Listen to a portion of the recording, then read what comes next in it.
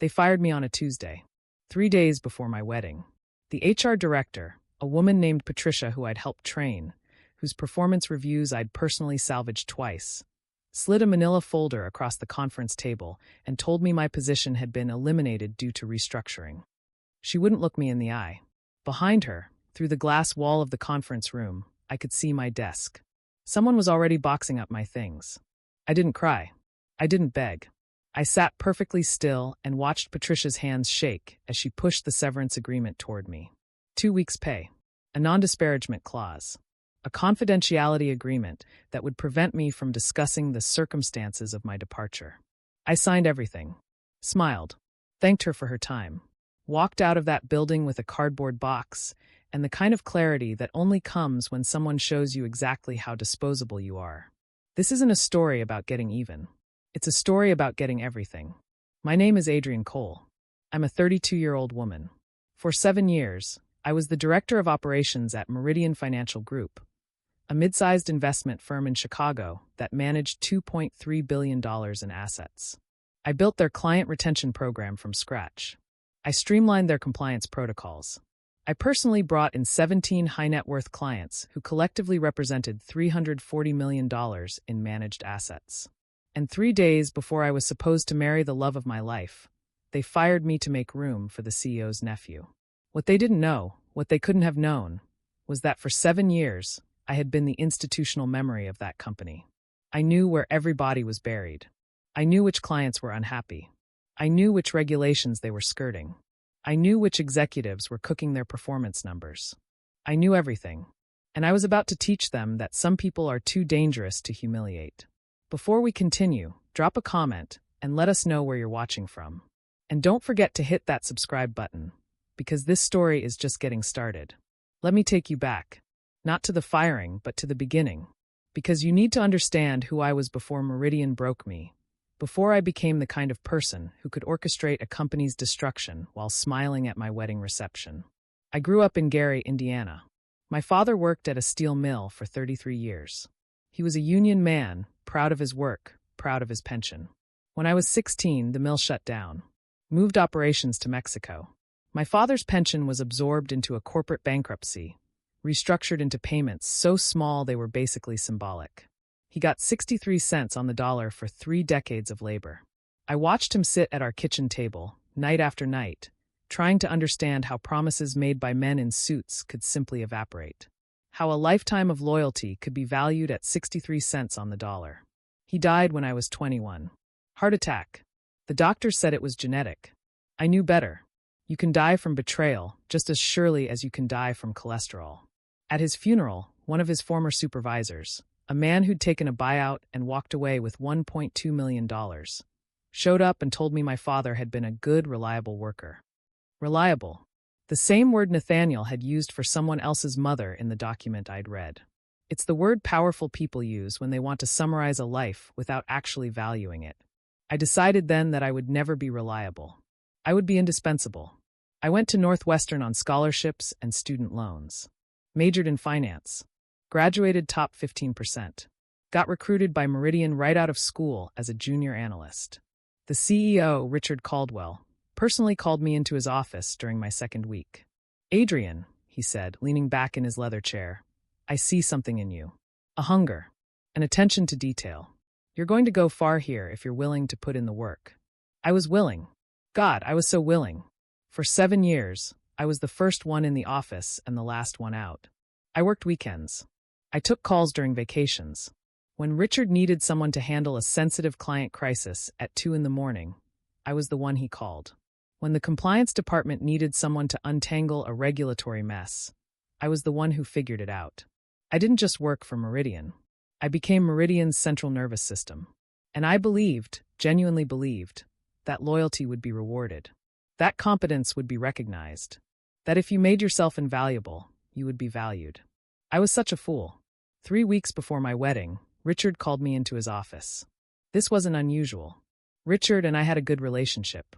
I'd been his problem solver, his firefighter, his go-to person for anything that required both discretion and precision. "Adrienne," he said, "I need to talk to you about something sensitive." He explained that his sister's son, Trevor, had just graduated from Wharton. 24 years old. No real work experience. But family. Richard wanted to bring him into the company, give him a director-level position to fast-track his development. The problem was budget. They'd need to eliminate a position to make room for Trevor's salary. "I'm not asking you to make this decision," Richard said. "I'm just being transparent about the situation. We're looking at restructuring options." I should have known then. Should have read between the lines. But I trusted him. When you've worked alongside someone for 7 years, when you've helped build something together, you develop a blind spot. You assume the relationship is mutual.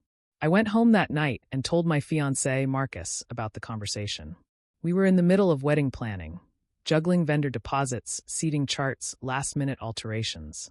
Marcus worked as a software engineer at a tech startup. Between the two of us, we'd saved enough for a down payment on a condo. We had plans. A future. "Do you think your job is safe?" Marcus asked, looking up from his laptop. "Of course," I said. "I'm the director of operations. I run half the company's core functions.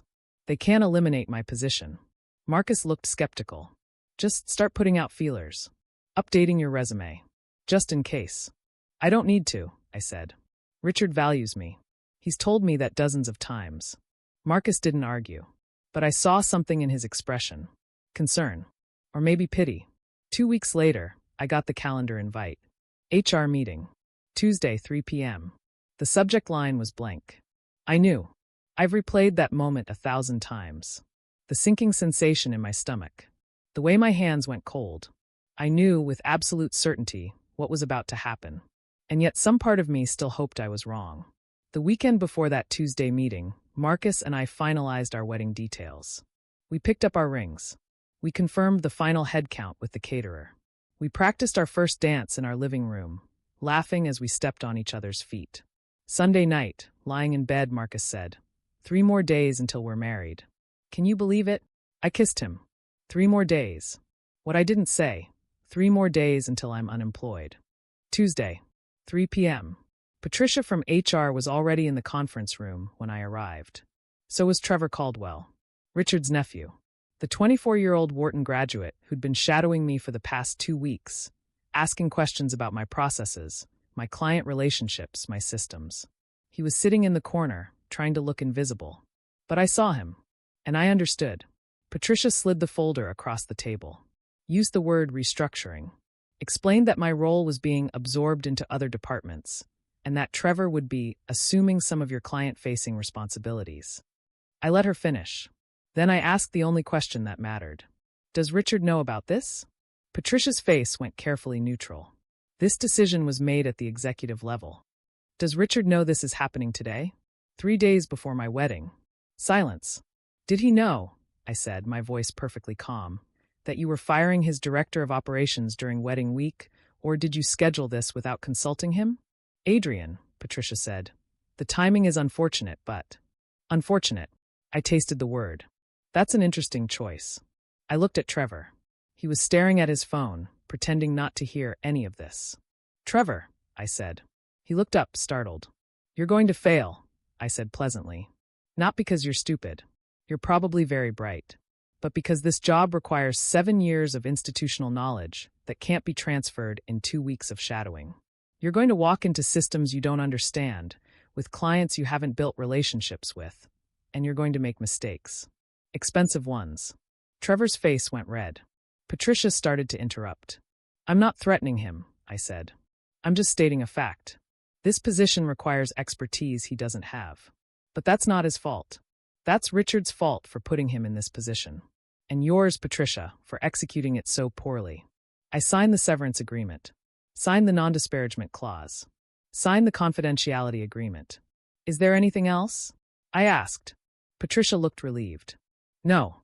Your benefits will continue through the end of the month, and you'll receive your final paycheck by. My wedding is on Friday, I said. Did anyone think to ask me about my schedule before deciding to destroy my life on a Tuesday? Adrian, I understand you're upset. No, I said. You don't understand. But you will. I walked out of that conference room, past my desk, where a junior analyst I'd mentored was awkwardly packing my things into a box. Past the bullpen where my team, the operations team I'd built and trained, watched me leave with horrified expressions. I took the elevator down, walked through the lobby, stepped out onto Michigan Avenue where the afternoon sun was too bright and the crowd of pedestrians flowed around me like water around a stone. And I felt something I'd never felt before. Not anger, not sadness, something cleaner, colder, purpose. I didn't go home. I walked, miles, through the loop, along the river, into neighborhoods I'd never explored. My phone buzzed constantly. James calling. My mother calling. Friends calling. I ignored all of it. By the time the sun set, I was sitting on a bench in Millennium Park, watching tourists take photos of the bean. My mind was working through the problem with the same methodical precision I'd used to solve client crises for 7 years. They'd made a miscalculation. They thought I would take my severance, sign their agreements, and disappear quietly. They thought the threat of legal action, the non-disparagement clause, the confidentiality agreement, would keep me silent. What they didn't understand was that I'd just signed away my ability to talk about my departure. But I hadn't signed away my knowledge. I hadn't signed away my relationships. I hadn't signed away my ability to act. I pulled out my phone and opened my personal email. For 7 years, I'd been religious about one thing: documentation. Every suspicious transaction, every client complaint, every regulatory near miss, every executive decision that made me uncomfortable, I'd kept records. Not in Meridian systems. In my personal encrypted cloud storage. I had emails showing Richard had instructed me to delay reporting a client fraud case to avoid negative publicity. I had documentation of executive expense accounts being used for personal purchases. I had evidence that Trevor's qualifications had been fabricated on internal documents to justify his salary level. I had recordings of client calls where Meridian advisors had made misleading statements about investment performance. I had 7 years of institutional secrets. And I had 72 hours before my wedding. I finally answered Marcus's call. "Adrian, where are you?" "I've been terrified." "What happened?" "They fired me," I said. My voice sounded strange. Detached. 3 days before our wedding. They fired me to make room for Richard's nephew. Marcus was quiet for a long moment. Then, "Come home. Please just come home." "I'm going to destroy them," I said. "What?" "Meridian. Richard. Trevor. Patricia. All of them. I'm going to systematically dismantle everything they've built." "Adrian, listen to yourself. You're upset. You're not thinking clearly." "I'm thinking more clearly than I ever have," I said. "They humiliated me. They did it intentionally, during the most important week of my life. They thought I would just disappear. They were wrong." "Adrian, I'll be home in an hour," I said. "I love you. And I promise you, this wedding is still happening. Nothing is going to ruin Friday." But after that, I watched a family taking selfies in front of the bean. Happy. Oblivious. After that, I'm going to war. That night, I sat at our dining room table with my laptop and a legal pad. Marcus sat across from me, worried but silent. He'd learned over the years that when I went into problem-solving mode, the best thing he could do was let me work. I made lists, timelines, relationship maps. I cataloged every piece of leverage I had, every vulnerability I knew about, every connection I'd built over 7 years. Then I divided my strategy into phases. Phase 1, information warfare. Meridian's biggest vulnerability was their client relationships. Investment management is built entirely on trust. Clients don't just invest money, they invest belief. Belief that their advisor is competent, ethical, acting in their best interest.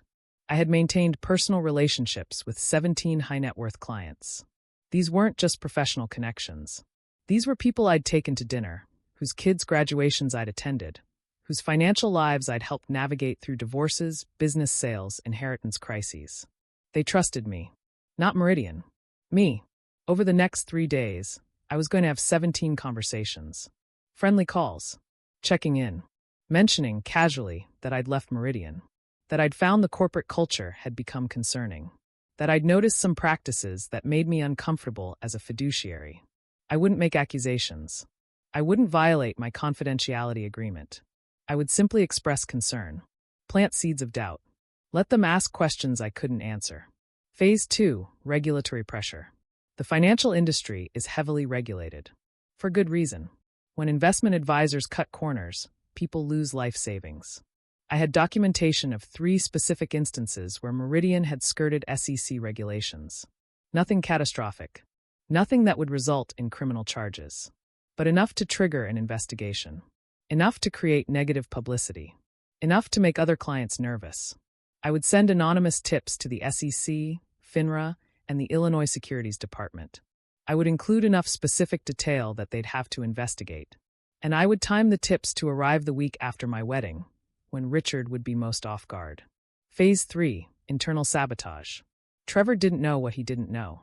He was about to step into a role that required managing relationships with demanding clients, navigating complex compliance requirements, coordinating between departments that had their own territorial conflicts. Before I left, I was going to make sure every single system he inherited was set up to fail. Not obviously. Nothing he could trace back to me.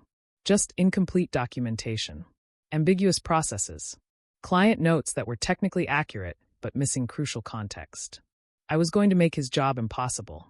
And when he failed, when clients started calling Richard to complain about Trevor's incompetence, the blame would fall on the nephew, not on me.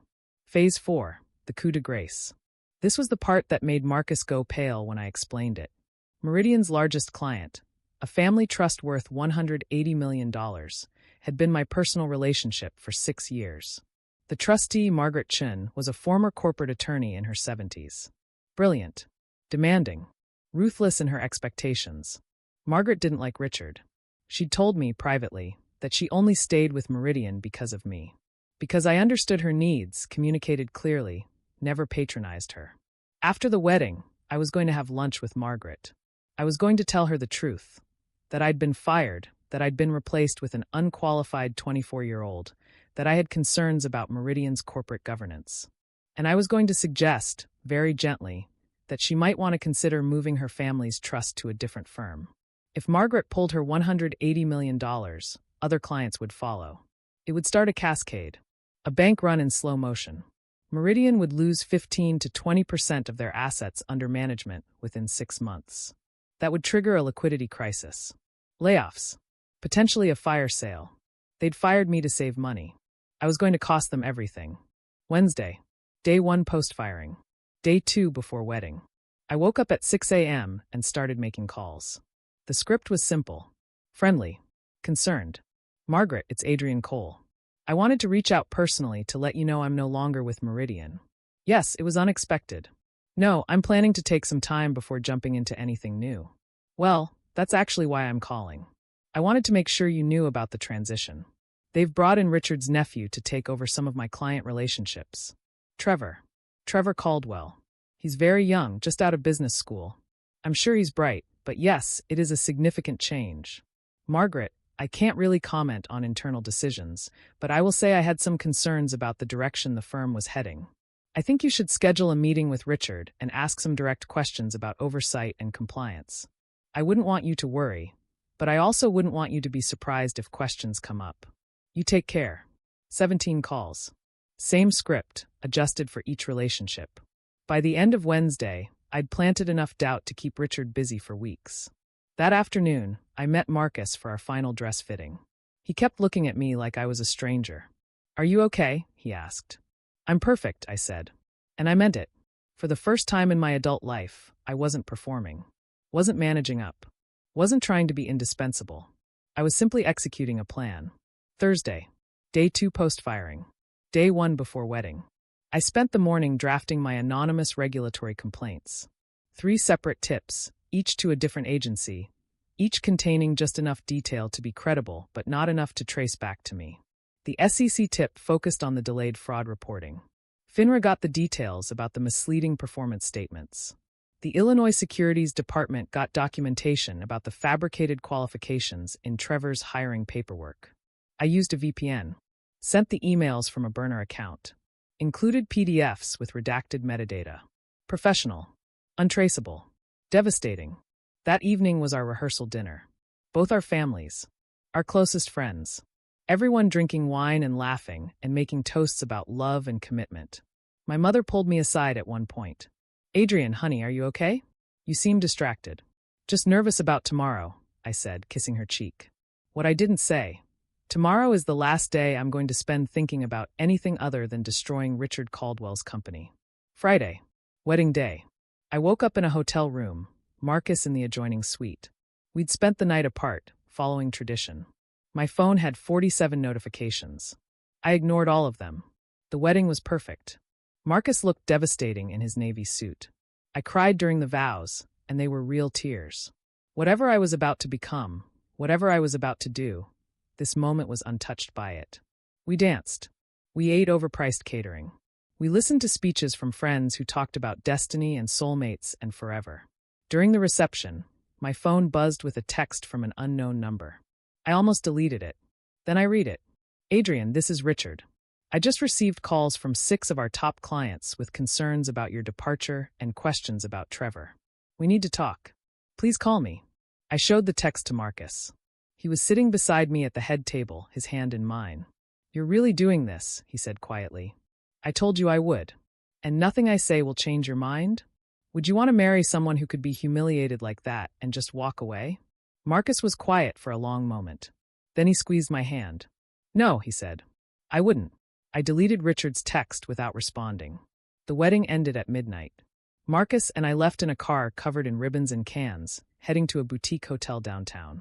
Our honeymoon, 2 weeks in Portugal, was scheduled to start Sunday. Saturday morning, lying in bed with my husband, I sent Margaret a text. Would you have time for lunch next week? There are some things about Meridian I think you should know. She responded within 5 minutes. Name the time and place.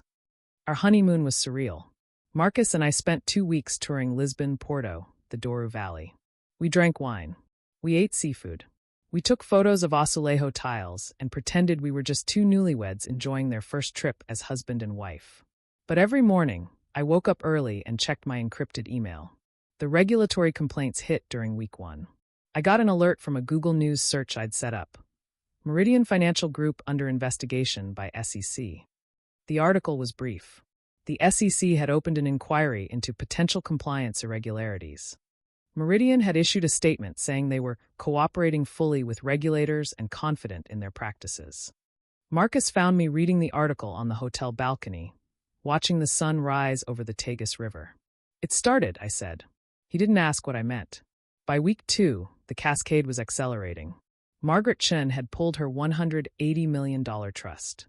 She'd called 2 other clients I'd worked with and suggested they ask some hard questions. 3 more clients had left.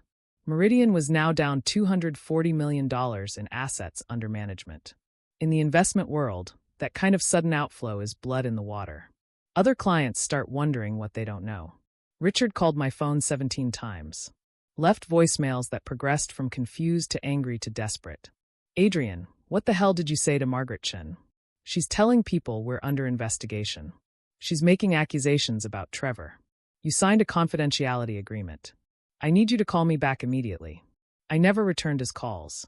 On our flight home, somewhere over the Atlantic, Marcus asked the question I'd been waiting for. Do you feel guilty? I thought about it. Honestly considered the question. No, I said. I feel powerful. We landed at O'Hare on a Sunday night. I turned my phone off airplane mode, and it exploded with notifications. Texts, emails, voicemails, LinkedIn messages. The message that mattered was from a partner at a competitor firm, Harrison Stone at Apex Wealth Management. Adrian, I heard about what happened at Meridian. I also heard Margaret Chen just moved her family trust to Apex and specifically asked for you to manage it if you're available. Let's talk. I met Harrison for coffee Monday morning. Margaret told me everything, Harrison said. He was in his 50s, silver-haired, wearing a suit that cost more than my first car. About your departure. About Trevor. About the regulatory investigation. She thinks very highly of you. I think highly of her, I said. She wants you to manage her account. I want to offer you a position. Director of Client Relations. Base salary $200,000, plus commission on new business. You'd have autonomy to build your own team. And Adrian, he leaned forward. I know you have relationships with other Meridian clients. If you can bring them over, there's a signing bonus. 20% of any assets you transfer in your first year. I did the math in my head. If I brought over even half of my former clients, I was looking at a $500,000 plus first year. Maybe more. I'll need to review my non-compete clause, I said. Harrison smiled. I've already had our attorneys look at it. You were terminated without cause. The non-compete is unenforceable. You're free and clear. I started at Apex the following Monday. Within 3 weeks, I'd brought over 8 former Meridian clients, representing $420 million in assets. Meridian was hemorrhaging. The SEC investigation had expanded. The negative publicity had spooked other clients. Richard had been forced to bring in crisis management consultants. Trevor had resigned after 6 weeks, citing hostile work environment. Richard showed up at my new office in early October. I was in a glass-walled office overlooking Lake Michigan, an office that had been his peers just months ago. My assistant tried to stop him, but I waved her off. Let him in. Richard looked like he'd aged 5 years in 3 months. His suit was rumpled. His tie was loose. "You destroyed me," he said. "No," I replied calmly. "I documented what you built and let the consequences follow their natural course. If your company was destroyed, it's because it was built on a foundation that couldn't withstand scrutiny. I gave you a career. I mentored you. I trusted you. You fired me 3 days before my wedding to make room for your unqualified nephew. You thought I would disappear. That was a miscalculation." Richard sank into the chair across from my desk. "The board is considering forcing me out. We've lost 40% of our assets. The regulatory fines are going to be in the millions. There will be layoffs. People I've worked with for decades are going to lose their jobs because of you." "No," I said. "Because of you.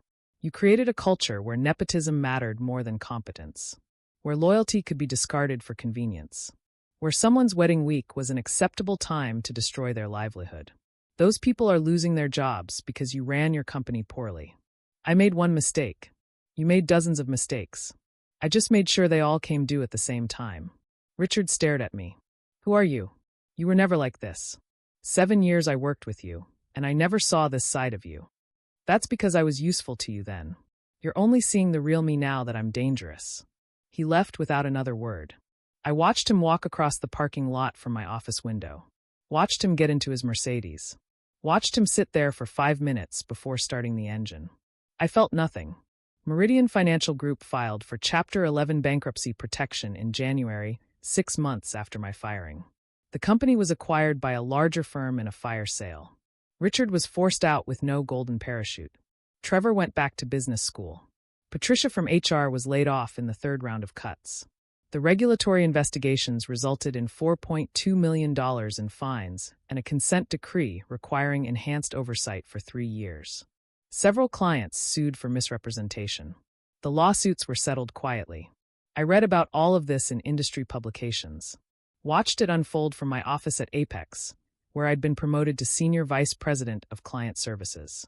My team had grown to 12 people. My commission checks were obscene. Marcus and I bought a condo in Lincoln Park.